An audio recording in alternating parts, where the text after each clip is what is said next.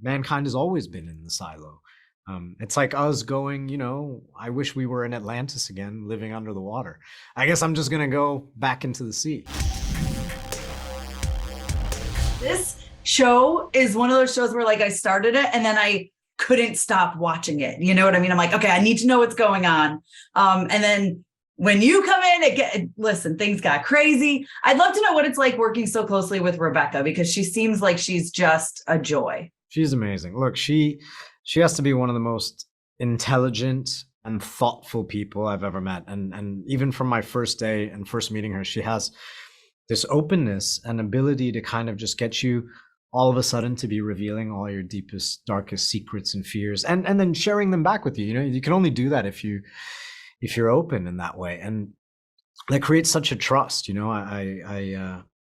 I really, really appreciated that from her, because she's got a lot of responsibility on her shoulders as the lead here, and producing it, running around, and to make that time with me was really special. And then when you play, she's just as playful, and we're doing this dance of Lucas and Juliet trying to figure each other out, and she's really down. She's really there for the joy of it and the playfulness of it, and to tell the best story that we can.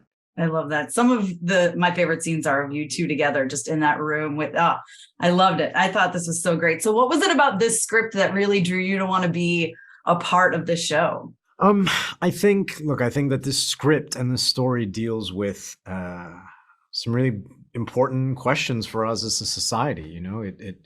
It's about who controls the truth, and what our relationship to the truth is. And I read that and I said, okay, that's really interesting. But then when I spoke to Graham, who's the showrunner, that's kind of when I fell in love with everything, because at the end of the day, it's also the people you work with. And I, as an actor and artist, I want to always surround myself with passionate people who I feel that I can learn from and grow with, and just spend time with and have fun.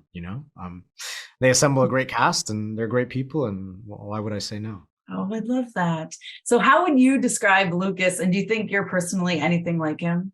Oh, well, I think first of all, he's a dreamer, and he's a lover and not a fighter, and he is the symbol of hope that I think exists in all of us, in humanity. And when it gets really dark and heavy, there are those people that will always be born that can think of new ways that it could be. Am I anything like that? I don't know. I wish I could be as optimistic as he is, and I wish I could. I don't know. I'm a little too I'm a little too hot-blooded, I think, in real life to be like Lukas. I get a little too angry, but I do think we share the curiosity.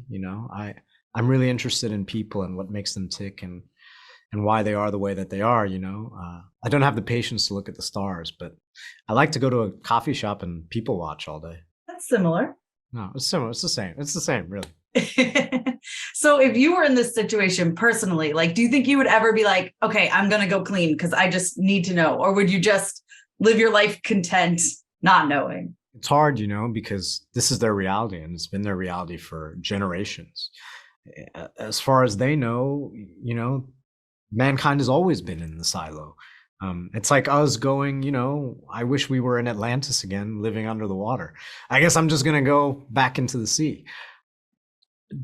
Avi, if you put me in a silo tomorrow, yeah, I would definitely, you better give me something to do. Otherwise, it's only a week before I'm trying to run outside and go through the glass. But if I was born there and raised in that, and that's all we ever knew, I don't know. I think I'd have to keep my hands busy to kind of quiet the mind.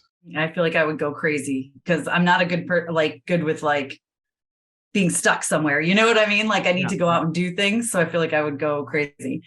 So how would you describe Silo for people to get them to watch it? Well, you got to watch it. Silo is it's a political thriller, and it's an action movie, and it's a rom-com, and it's a philosophical question about, what happens to humanity and mankind if you stick us in the ground for a couple hundred years. Do we still fight for the truth? So watch it. Yes, you know, I say watch it too. watch it. It's so good. Yeah. Thank you so much for your time. I really appreciate it. Thank you.